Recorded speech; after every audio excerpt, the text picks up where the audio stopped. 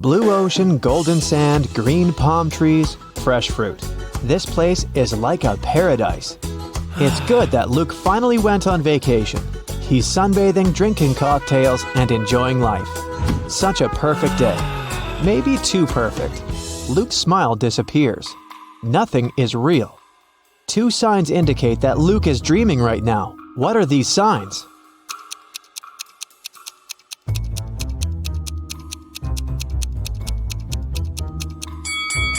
The first thing is that there are two suns in the sky. The second sign is that the ocean has no waves. Luke gets scared. He realizes he's sleeping. At this moment, a giant kraken comes out of the ocean. It stretches huge tentacles towards Luke and screams out like a siren. How can Luke escape from it? Where should he run?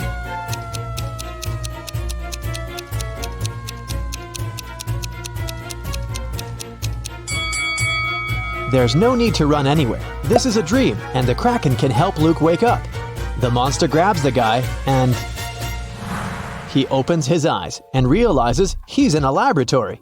He was caught a few days ago. A group of people have been conducting strange experiments on him all this time.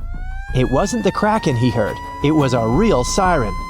Flashing red lights illuminate the lab. The room itself is a mess. Lots of stuff on the floor, overturned tables.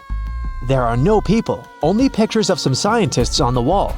There should be a key to the door among all these documents and garbage. Quickly, help Luke find it and escape.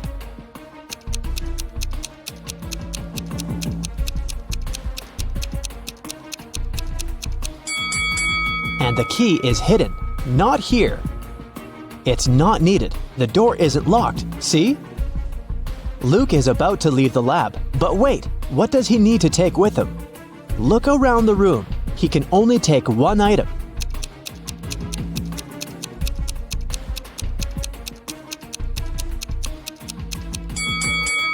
Luke should opt for the shoes. They're going to be useful outside. Luke puts on a pair of boots and gets out of the lab. He's in a long corridor. He sees several guards ahead. They start chasing after him. Luke runs away in the opposite direction. There are three ways in front of him. One corridor is filled with toxic gases. The second way is a bottomless dark abyss. The third corridor is so hot that the walls are glowing red. What should Luke choose?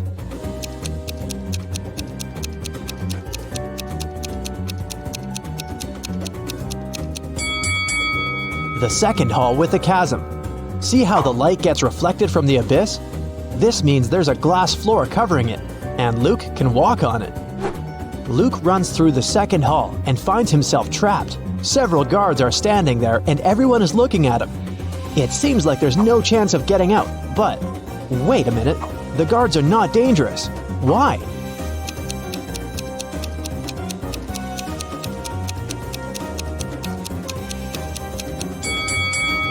They're motionless because they're either well-done wax figures or real people who can't move for some reason. Luke leaves the room, and now he's in a long corridor again. The doors close behind him, guards are rushing towards him from the hall, and doctors are running from the other direction. What should Luke do? Hurry up, help the guy before they notice him.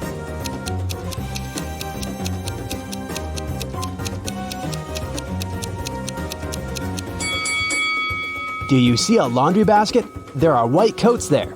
Luke should dress up as a doctor and walk past the guards. The guy enters one of the many doors and finds himself in a large room for experiments. This is where they keep their test subjects. There are several locked cells with people sitting inside. They ask Luke to release them. Unfortunately, he can only free one prisoner. But who? A werewolf is locked in that cell. An electrical human is in another. A seemingly ordinary girl is locked in the third one. In the furthest cage, there's a guy with a shark's mouth.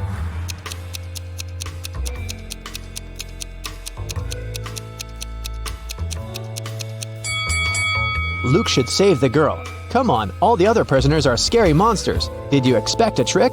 Sometimes the simplest answer is the right one. Luke opens the cell. The girl's name is Jessie, but she doesn't want to go with Luke. She doesn't believe him. Why?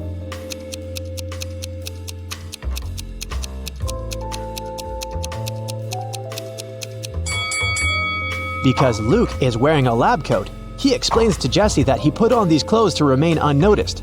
He's as much of a prisoner here as she is. Jesse finally believes him. Together, they escape from the lab, but the guards and scientists notice them. Our heroes are trapped. There are 3 rooms in front of them. An electrical current is running non-stop through the first one. 3 ferocious lions are in the second room. There's a fire raging in the third one. How should Luke and Jesse escape?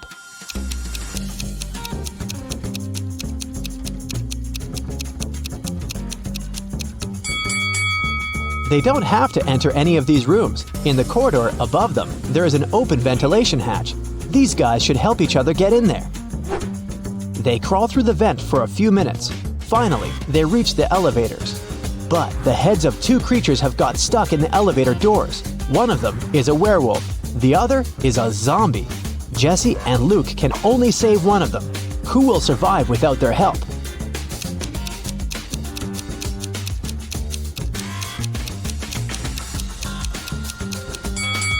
The guys save the werewolf because the zombie is no longer alive anyway. He can survive even without his head. The werewolf runs away while Luke and Jesse get into the elevator. The laboratory is located deep underground, so they go 40 floors up. The doors open, and they find themselves inside an old hut. Our heroes go outside and see a winter forest. Jesse and Luke run forward as fast as they can. They hear dogs barking and people screaming. The scientists are chasing them. The guys come to a crossroads. The first way leads to a lake. At the beginning of the second road, there's a sign, "Beware of wolves." The third road leads to a high cliff. Where should they go?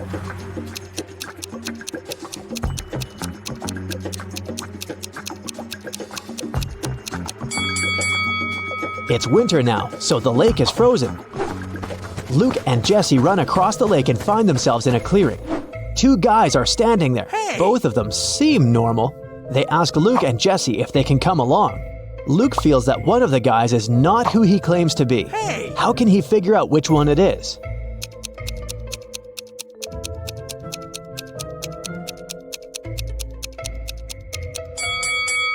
If you pay attention to the footprints in the snow, you'll see how this guy appeared here, but there are no footprints near the second guy.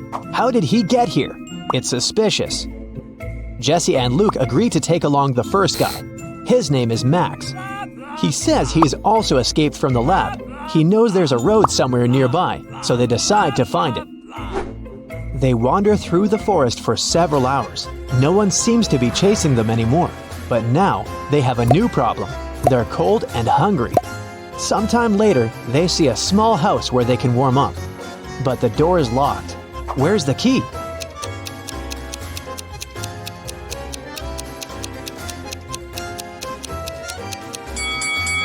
See this scarecrow next to the forest? The key is in its hand. The guys open the door and find food and clothes. They rest, eat, and get warmer. Soon, they're ready to set off. There's an old car in the backyard. There's even some gasoline in its tank. But when Luke is driving it out of the yard, the car runs over a nail. The tire is punctured. Now they have to walk again. It's getting darker and colder. Despite warm clothes, our guys start freezing. How can our heroes keep warm?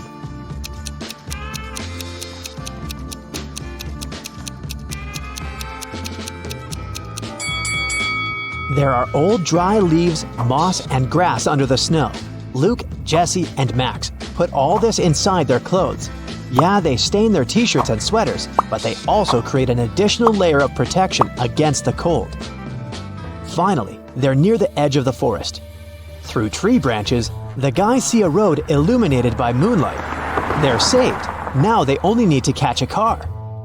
Max, Luke, and Jesse walk along the highway and finally see headlights. Luke raises his arm to stop the car. A small pickup truck is slowing down. The driver rolls down the window and asks if the guys need help. Jesse quickly tells him everything that has happened to them. The driver asks them to get in the car, but Luke doesn't want to. He's sure that this man is one of the bad guys. How has Luke figured it out?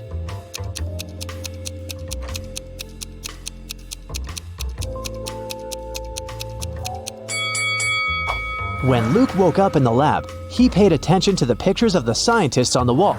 This driver is one of them. The guys run back into the forest where they come across a pack of wolves. The hungry animals surround our heroes. One of the wolves is about to attack, but a loud howl scares it, and it runs away. A monster covered with fur comes out of the bushes. Max screams and is about to run away, but Jesse and Luke look calm. Why?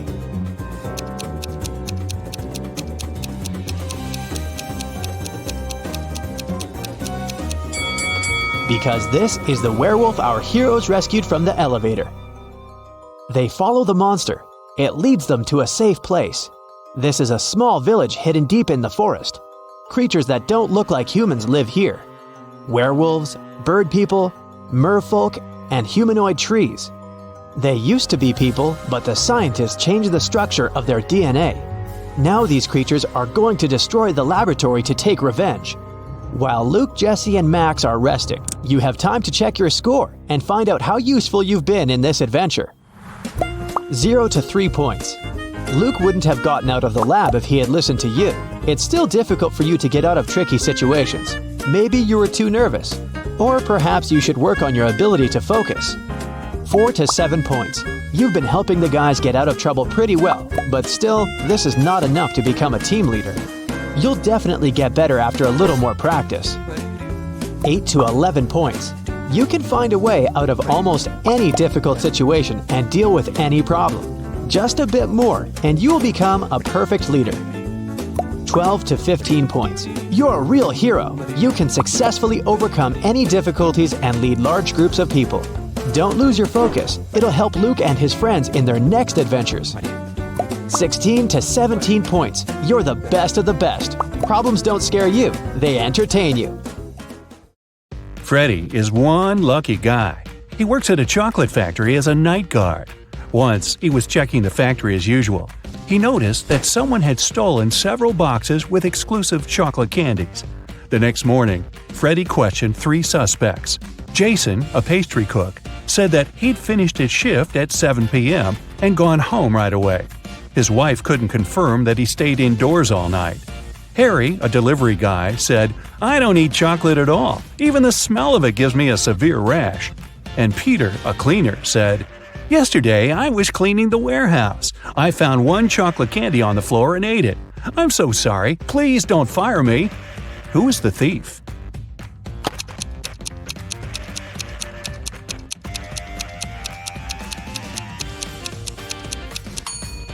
Harry. He's standing in a room with a bowl of melted chocolate without any protection.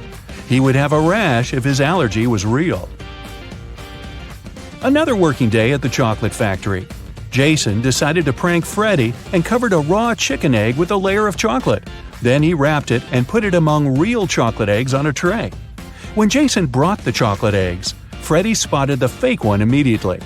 Can you figure it out?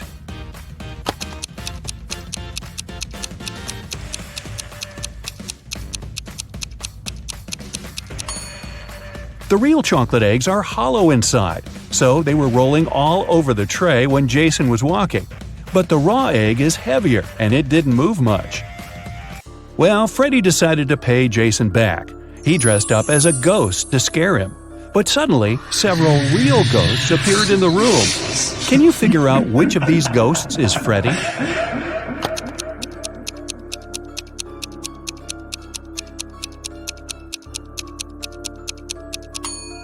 This guy over here. He's the only ghost who is not transparent at all. One evening, the factory was celebrating its anniversary. The management organized a party. All employees participated in a karaoke competition. Most of them all sang incredibly well and received gifts and flowers. But only 2 of the best singers, Nancy and Betsy, made it to the final. They prepared to face each other in one more round. But suddenly, Betsy fell to the floor, unconscious. Doctors claimed that she had been poisoned. But all the participants of the competition had eaten exactly the same food. Besides, the police checked the dishes and they were okay. Can you guess what happened?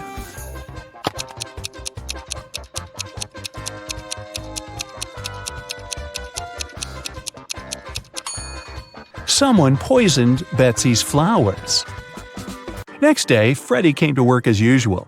He looked around and exclaimed, wait a minute. Who's brought a cat to the chocolate factory? No pets are allowed here. Can you see any animals?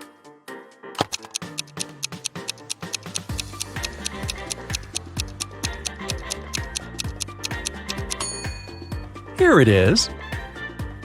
The cat got scared and ran away to another room. Freddy followed it. Can you spot the cat now?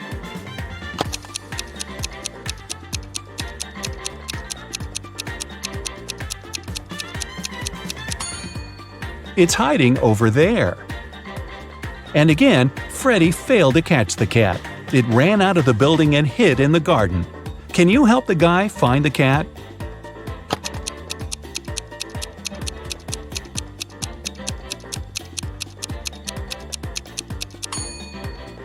The poor animal is over there. Freddy caught the cat and found a small note attached to its collar. It had contact information. Freddy called the cat owner, but no one answered the phone. So, after work, Freddy took the cat and went to the address mentioned in the note. It was a creepy castle. The door was locked and required a password. Can you help Freddy crack the code using this hint?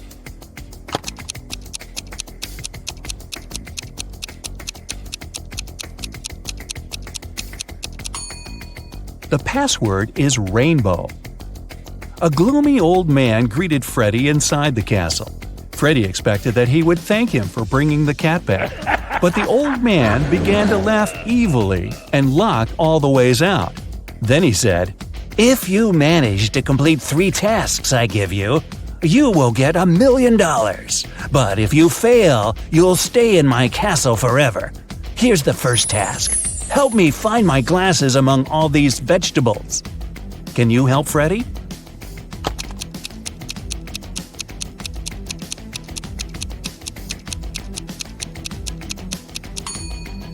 Here they are. The next task from the old man was to cook a potion and do it in the correct order. He gave Freddy this recipe. Can you help the guy?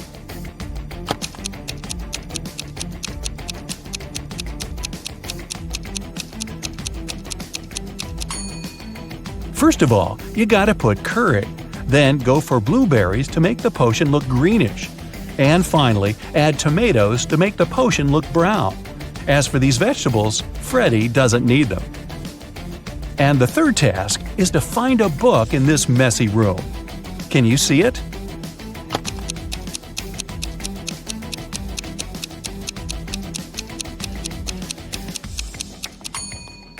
It's half hidden inside the sofa. The old man gave Freddy his money, showed him the exit, and disappeared. But when Freddy tried to leave, he realized that the door was locked. It had a combination lock. Freddy found this mysterious note nearby. He has to get this right or he might stay trapped for a long time. What code will open the door?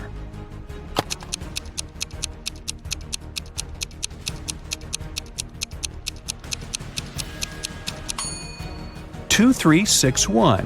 Each number corresponds to the number of circles in the first set of numbers. Now, Freddy was free to go. As soon as Freddy got out of the creepy castle, he decided to quit his job and go on a trip around the globe. First of all, he took a flight to Spain. On board the plane, he met Gloria. He asked what country she was from. Instead of answering, Gloria showed him this puzzle. Can you guess the country?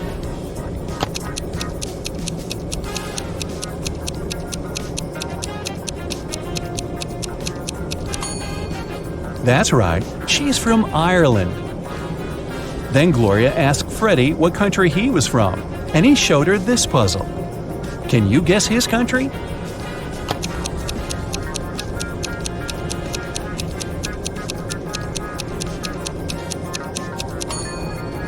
Cuba. Freddy landed in Madrid and went for a walk. He hadn't rented any hotel in advance, so he just wandered around the city, searching for a nice place to stay. Suddenly, Freddy noticed this cute little hotel and entered it. Big mistake. Why?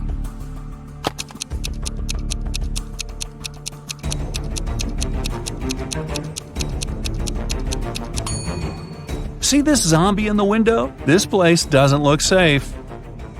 As soon as Freddy entered the creepy hotel, the door slammed behind his back. The guy saw 3 doors leading to freedom. Venomous spiders were crawling behind the first door.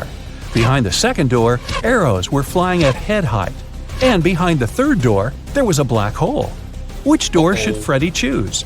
Can you help him escape?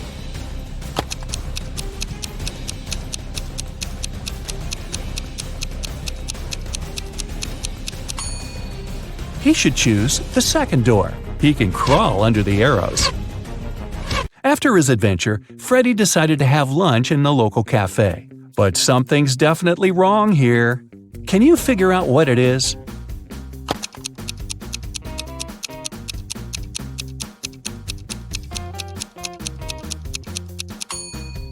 Look at this window. The view of the street is upside down. The waiter came over to Freddy to get his order. But suddenly, a woman at the next table began to shout, "Help me! Someone has put cockroaches in my soup!" The cafe manager questioned 3 suspects. The cook said that he had prepared the soup as usual. It was okay when he passed the dish to the waiter. The waiter said he hadn't touched the soup. He just served it to the woman and switched to another client, Freddy. The woman's husband said, "I wasn't there when my wife got the soup. I was washing my hands in the bathroom." Can you tell who's guilty?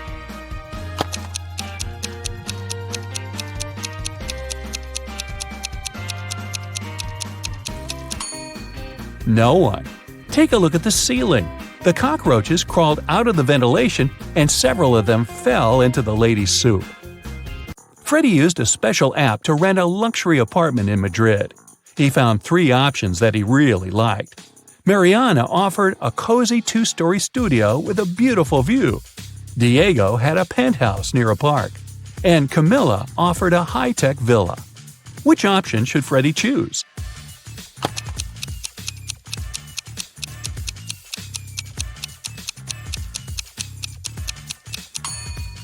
This penthouse has a cracked glass roof, which is extremely unsafe. As for the third option, see the Eiffel Tower? Camilla's high-tech villa is in Paris, not in Madrid. So, Freddy should choose the first studio. Freddy invited Mariana for a walk in the park. They walked a lot and got very tired. They decided to lie down on the grass and rest. Freddy woke up an hour later. Mariana had disappeared. Freddy started looking for her. Half an hour later, he fell into a big pit. It began to rain. The guy realized that the pit was going to get flooded. That was a big problem. Freddy couldn't swim. He found some stuff in the pit: a rope, a ball, and a bucket. How can Freddy get out?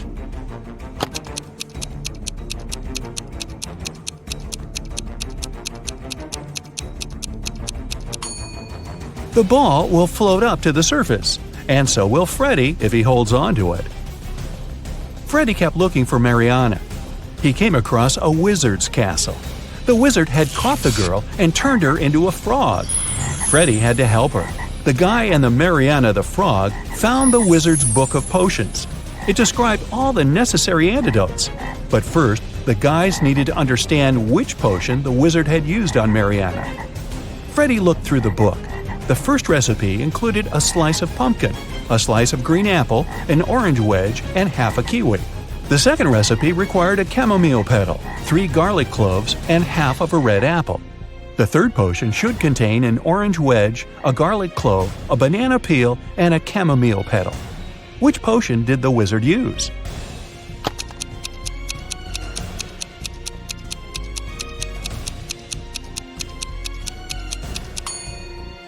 Take a look at the ingredients on the shelves. They only match the third recipe. Freddy helped Mariana turn back into a human. The wizard got very angry and teleported Freddy to jail. The guy was desperate. He had no idea how to escape. Suddenly, a creepy man opened the door and said, "Come on, I'm going to help you escape." Freddy followed him, but he slipped, fell to the floor, and hit his head. Freddy woke up in a pit. He didn't remember how he got there. If he went to the left, he would end up in the bathroom. If he went to the right, he would have to crawl through a tunnel filled with toxic waste that was leading outside. Which way should he choose?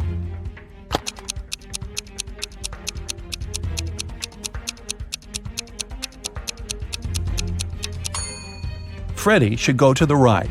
If he chooses the left corridor, he will end up in jail again. Look, this bathroom is on the territory of the jail.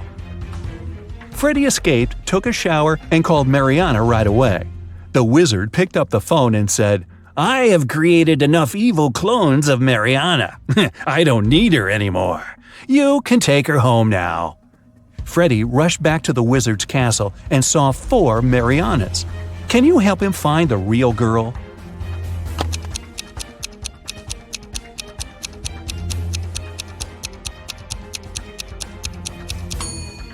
This Mariana has claws instead of nails. She looks like a werewolf.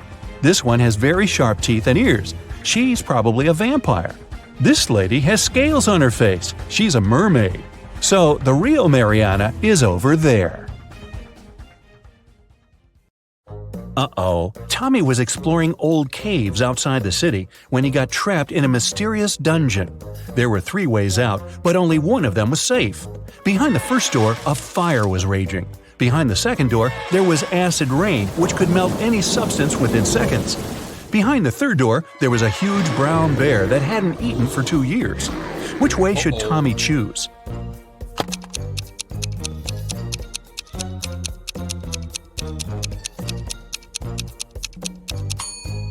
Tommy should choose the third way.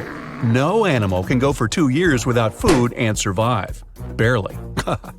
It was a stormy day, and it had been raining for several hours straight. A car accident happened in a tunnel.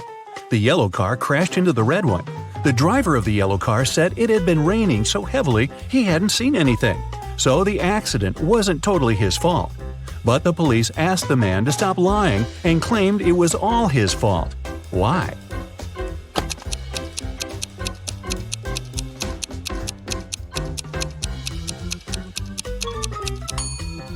The accident happened in the tunnel. It couldn't be raining there. Mrs. McAdams, who was having a day off with her friends, came back home in the middle of the day to change her clothes. There, she found out that her daughter, Eveline, who she'd grounded, wasn't at home. Mrs. McAdams got angry and texted Eveline, asking where she was. Eveline texted her back, saying she was at school. The girl even attached a picture of the classroom. Mrs. McAdams didn't believe her daughter and told her to come home immediately. How did she understand Eveline wasn't at school?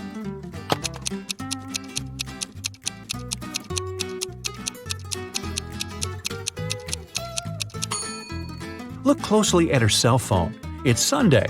There's no school on Sundays. Ned works in a club. His job is to check people's ID cards and to not let suspicious people or people younger than 21 years old get inside. Take a look at these 3 ID cards and figure out who shouldn't enter the club.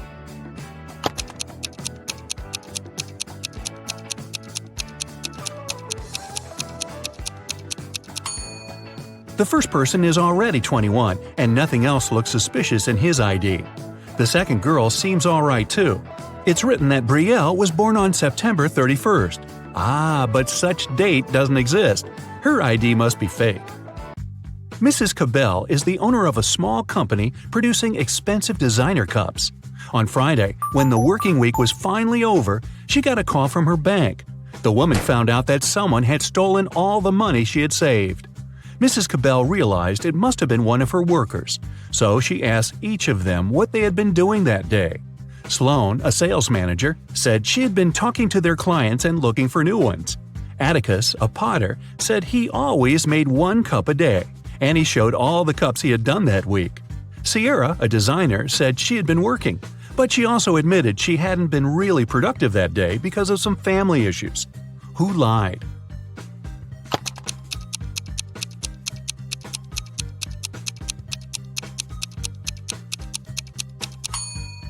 Atticus. There are 5 working days in a regular week. The man said he made 1 mug a day, but he only showed 4 mugs. It means he missed 1 day of work. Lennox and Finn were friends living in the same college dorm. One day, Lennox reported that something had happened to his friend. He said Finn hadn't left his room all day. He also never responded to any of Lennox's texts. In the evening, Lennox started to worry and knocked on Finn's door, but the guy didn't answer. Lennox peeked through the keyhole and saw that his friend was lying on the floor, so he called the police. After that, Lennox got arrested. Why?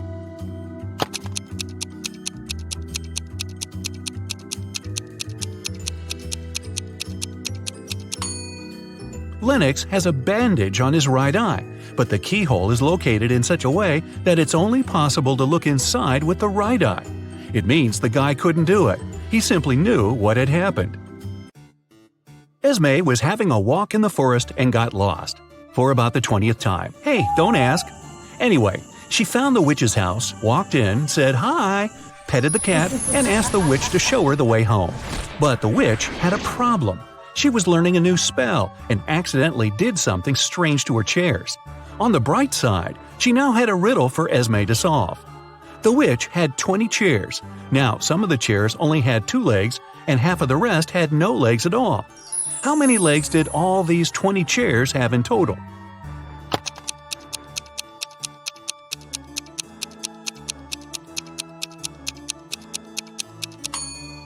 We know that some of the chairs have, on average, 2 legs per chair. The rest of them have either 4 legs or no legs at all. And since half of the rest have no legs and the other half have 4, together they have 2 legs per chair. So there are exactly 40 legs. Mr. Tucker was a businessman. He wanted to find an interesting hobby to impress people. He chose art, even though he knew nothing about it. Still, he kept buying paintings and even owned a couple of famous masterpieces. He liked to invite his potential business partners over to show off his collection. One day, his guest was Miss Geneva Darby, a young lady who owned a jewelry business. As always, Mr. Tucker boasted about his collection, but Miss Darby wasn't impressed. Why?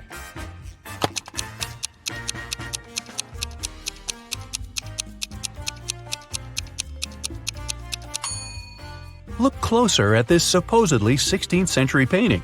There are a couple of cars on the road, but there were no cars at that time, so the painting must be fake. Evie and Kai were planning to go on a bike tour with their friends. Unfortunately, Evie didn't feel well, so she canceled on her friends and asked Kai to stay with her. Kai was disappointed but agreed. Evie fell asleep. When she woke up, she already felt better. She offered Kai to ride their bikes a bit, just the two of them. But when they went outside, Evie realized that while she had been sleeping, Kai had been out with the friends without her. How did she understand it?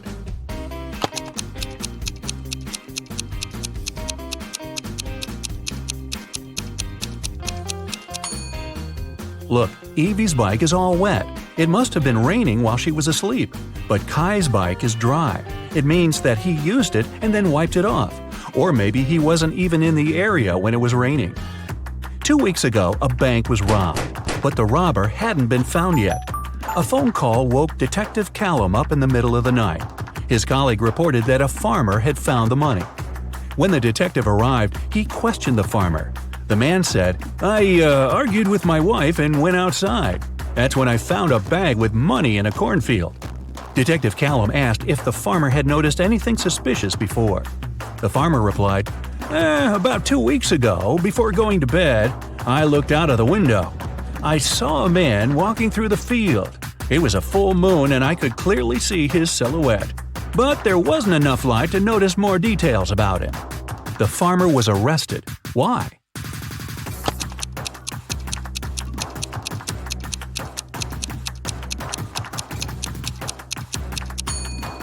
The farmer said it had been a full moon 2 weeks before. But it's impossible. As you see, it's a full moon now. The farmer is lying. But why? Ashley was hurrying to an unplanned business meeting. She asked her boyfriend, Dean, to walk the dog. Dean agreed. But then his friend called and invited him to play a new video game. So the guy decided to skip walking the dog that day and joined his friends. He and Ashley met right outside the house when they both were going back home. Ashley asked what Dean had been doing. The guy said, "I walked the dog and then went to play video games with my friends." Ashley immediately understood he was lying. How did she figure it out?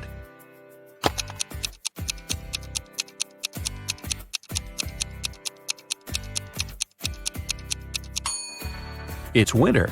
Look at the footprints in the snow. There are Ashley's footprints going both ways and Dean's footprints going both ways too. But there are no dog footprints. Mrs. Rivers reported that someone had broken into her house. They stole all the money and jewelry she kept in her living room. Detective Callum arrived to investigate the crime. The room was a mess. It was obvious that someone had been looking for something there. But in the end, the detective concluded that there was no robbery. Mrs. Rivers made the whole thing up. Why did he decide so?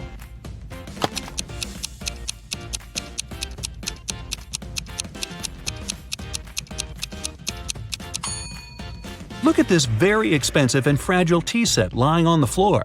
If a criminal had really been there, he wouldn't have cared about the set. It would be smashed after falling down.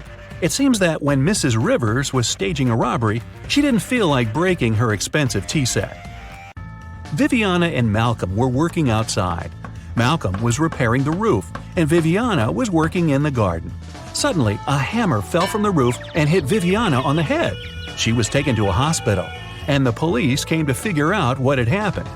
When Malcolm told them everything, the police arrested him for staging an accident. Why didn't they believe the guy?